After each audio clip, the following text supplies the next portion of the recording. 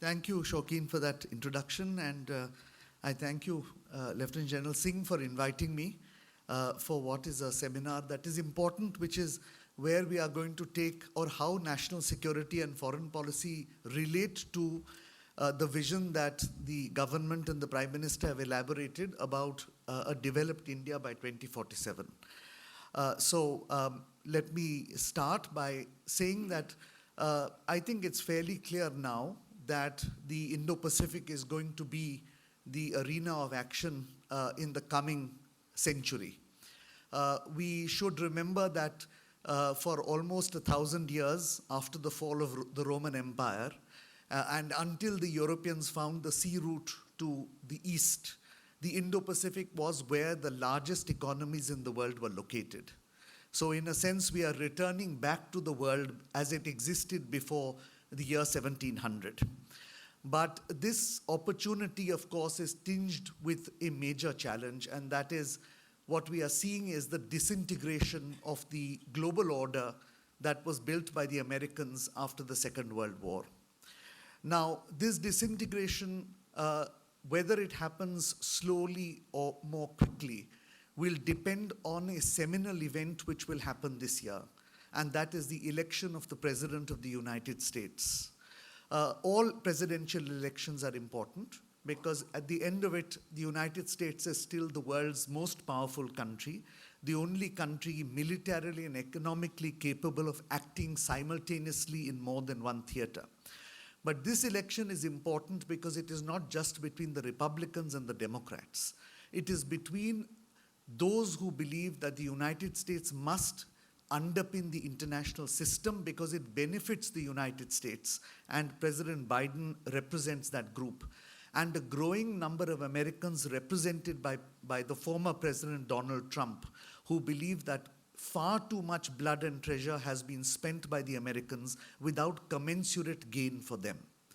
Ultimately, the withdrawal of the United States or the diminishing of the US as the main backer of the global international order is likely to speed up that process of disintegration. And therefore, whether we like it or not, this election is something that all of us as 1.5 billion Indians need to look at. We are already seeing the transition taking place. If you look at the way in which the United Nations has dealt both with the Russia-Ukraine conflict and the Israel-Hamas conflict, essentially they have failed to establish or re-establish peace and stability in either region. The major powers in the United Nations no longer talk to each other or try to reach a compromise on matters of global national security or global and international security. The global economic landscape is equally stressed. The Bretton Woods institutions are unable to accommodate the emerging economies. China is building new institutions which are undermining the Bretton Woods institutions, including the Asian Infrastructure Investment Bank, of which India is the second largest shareholder. And the World Trade Organization is virtually paralyzed with no new negotiations for at least a decade. Technology is, of course, a great leveler, and Indians have benefited from it. But it is, in fact, we are seeing an era of complete lawlessness in technology. There are no international rules for outer space, where we are now seeing hypersonic missiles and space-based military assets. There are no rules for the cyberspace. There are no rules for the underwater domain. And there are no rules for new technologies, artificial intelligence, quantum computing, blockchain technologies, and so on. In a sense, we are in a Wild West-like situation when the United States was being gradually when states were being incorporated into what was the United States, the concept of the Wild West that existed, anything goes, a race to the bottom is what we are engaging in on the technological space. And of course, the whole debate that democracy was going to be the dominant theme in the world, that everyone would aspire to democracy, is being challenged by a state which is telling us that they have developed without democracy. And if they can do it, so can you.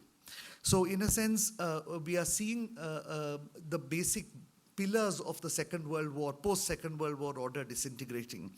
And we are in a situation where there are shifting sands. and unpredictable behavior. A series of middle powers are acting basically on the basis of national interest and with no loyalty to any major power. So you see situations where in the Russia-Ukraine conflict, key allies of the United States, Turkey, Saudi Arabia, the United Arab Emirates, don't support the United States, something you could not conceive of before 2010. And on the other hand, you see India's action in the Israel-Hamas conflict. We were, for 75 years, any Indian diplomat could close their eyes, not bother to listen to any instruction from Delhi because we knew what it was, and that was on any vote on Israel-Palestine, you vote with the Palestinians. And yet in October this year, we abstained on a resolution that the vast majority of the global South supported. So what we are seeing is those shifting sands in a time of great transition. And it is in this world that India has to achieve the goal of Viksit Bharat. So it's going to be a very tough call for us. Now, where are we today? Because when you open the newspapers, we hear everyone talking of a multipolar world, of a world where there is more than two poles. But I think at least among people who are concerned with making policy, people who know the subject, who are interested in the subject, let us take a hard look at the facts. I'm quoting World Bank statistics, 2022. The GDP of the United States was at $23 trillion, by far the biggest GDP in the world. China was second at $17.7 trillion, that's 70% of the size of the American economy. The next five largest economies in the world, Japan, Germany, India, the United Kingdom, and France, collectively was $17 trillion. That's less than the GDP of China and 70% of the GDP of the United States. Let's look at military spending, and again I'm quoting Stockholm International Peace Research Institute. SIPRI is the best aggregator of what countries spend and what weapons they buy.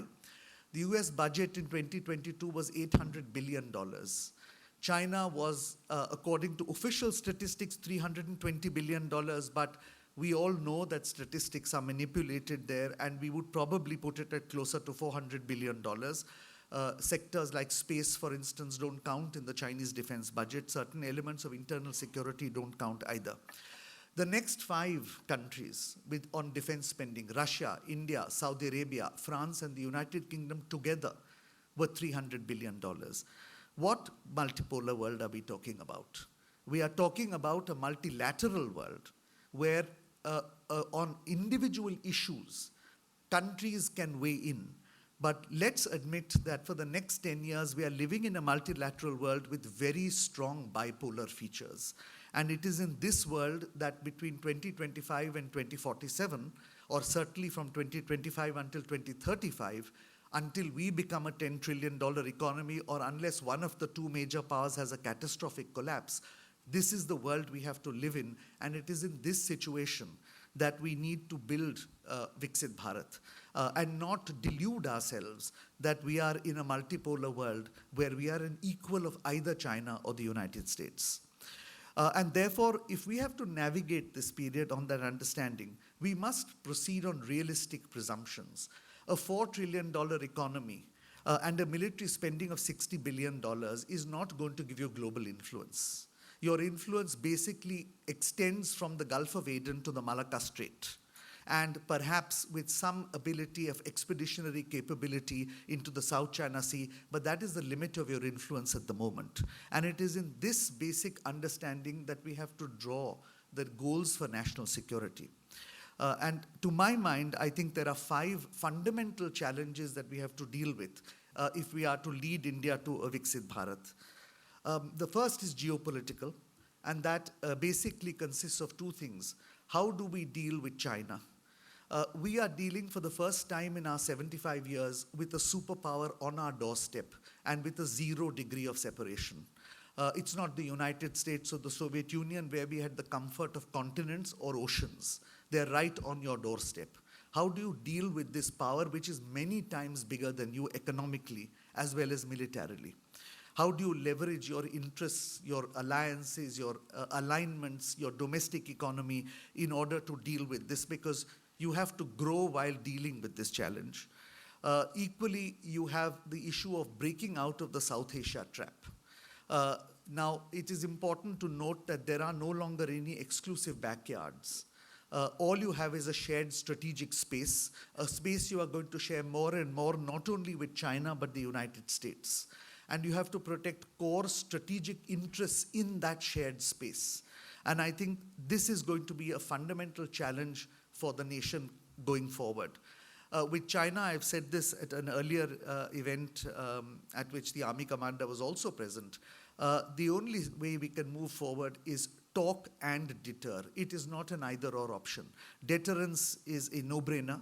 We have moved from an era of peaceful coexistence to an area of permanent armed coexistence. That is not going to be changed.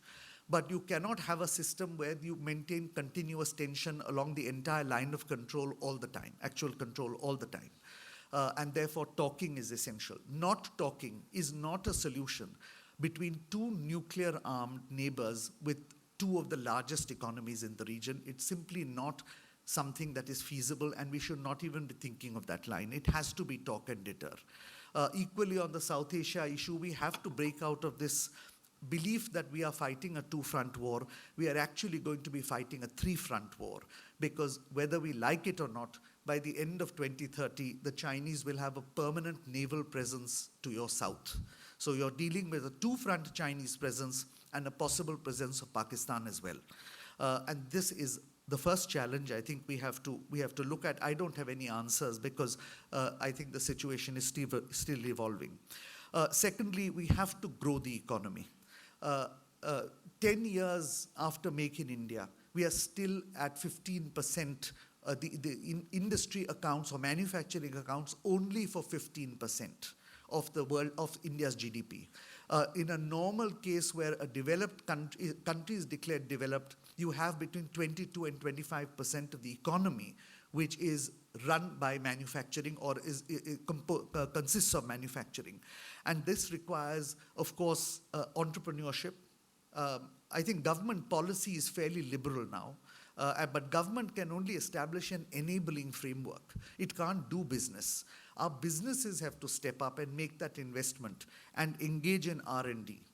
But one thing I think which does need to be looked at, and because I've served abroad, I've dealt with a lot of foreign companies, is that there are two problems which have still not been resolved. There is an unpredictable taxation regime in the country, but more importantly, there is an unpredictable legal system. It is not the rule of law which is a problem in India. India is very much a country ruled by the rule of law. It is legal uncertainty. A company does not know whether if they face a case in India, it's going to take 1 month, 1 year, or 12 years before that case is resolved. And where billions of dollars are involved, it does deter foreign companies from doing business in India. Unless our courts can be reformed to ensure that cases are disposed of in a time-bound fashion, that's legal certainty. The government has nothing to do with it. The courts have to take that responsibility. And until our government introduces a taxation regime, both personal and corporate, which is stable and which doesn't change every year, or where retrospective taxes are introduced, we will not be able to grow the economy to the 10 trillion, 12 trillion, 15 trillion target that we are planning to do. Thirdly, we have to find a way to bridge the technology gap. It is not a question of whether we should consume Huawei's technology or not. That is a false debate in this country, because frankly, any other Western technology is equally capable of snooping on your secrets as much as Huawei is. Perhaps Huawei's intention may be more than a Western intention, but I think if we look at it historically, the West has engaged in greater industrial espionage than any developing country has, right? The debate is whether we can actually build our own technology, build our own 5G, AI, quantum, and other systems. If we cannot do it, then we are effectively going to go back to what we were in the 19th century, which is a large market. The only difference is, instead of buying your textiles from Manchester and Leeds, you're going to buy your mobile phones or your whatever new technologies from Washington or Beijing. And therefore, we need to find a way of bridging that technology gap. Clearly, money is not a problem in India, nor is talent. And therefore, what is the problem, in my opinion, is a regulatory framework. Because we have to ask ourselves, if we are the third largest startup in the world, then why is it that we have not created a Google or a Meta or an Amazon or a Facebook?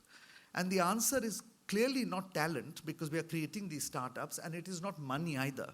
But it is because the individuals who have started up these startups feel it is better to sell to somebody else for $20 million, because that's what's going to look after them and their next generation, rather than have all the hassle of growing that company to a $1 billion company in an environment which is currently prevailing in India. And this has to be changed, because ultimately, if you allow talent to go abroad in the age of technology, or the outcome of talent to go abroad, then at the end we will just remain a very substantial market, but that's all we will be, a market. The fourth is, of course, the challenge of dealing with bipolarity.